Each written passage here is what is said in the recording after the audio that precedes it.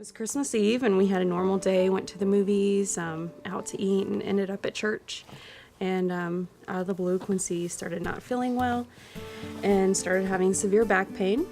I went home from school one day and I had a really bad headache, and I didn't come back for about 2 weeks because they didn't know what was wrong with me.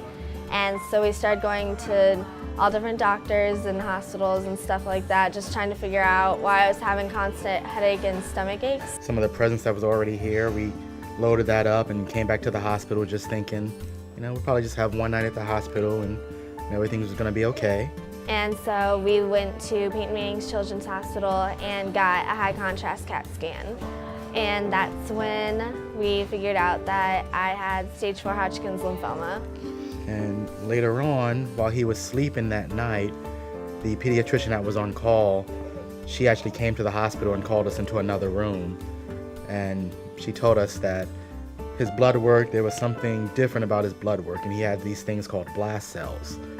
At the time, we had no idea what blast cells meant.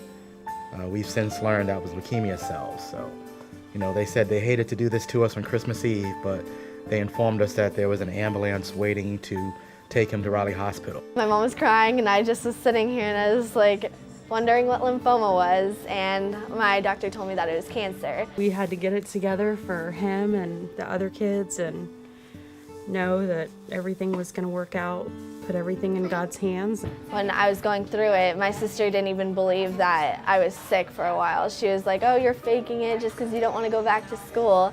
And it was just like, then she found out I had cancer and she's like, I just never could have thought that it would have happened to somebody so close to me. And how do you give your child answers when you don't have answers? How do you make your child understand something when you don't understand something? Then I got carried up to room 15, and that was the room I stayed in for about 2 weeks, and that's where I got my first round of chemotherapy. That first month, that's when it's intense kind of chemo, so that's where a lot of kids would start losing their hair. For a small child that's always been small and just athletic, he was to the point of not even being recognizable.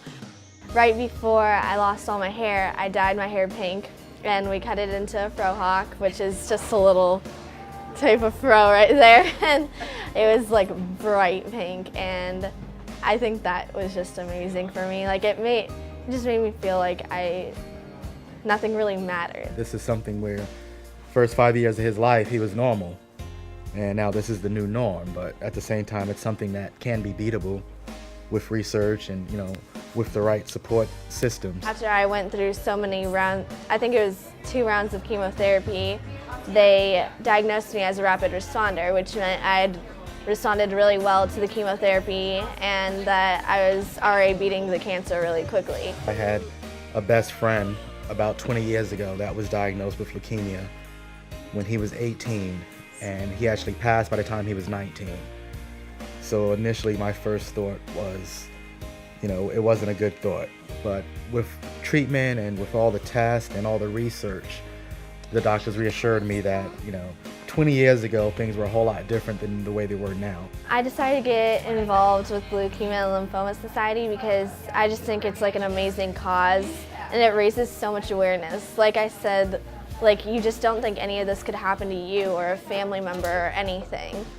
Just thinking, if this was 20 years ago, we may not even be sitting here talking and having Quincy be a part of this campaign. It could have went a totally different way.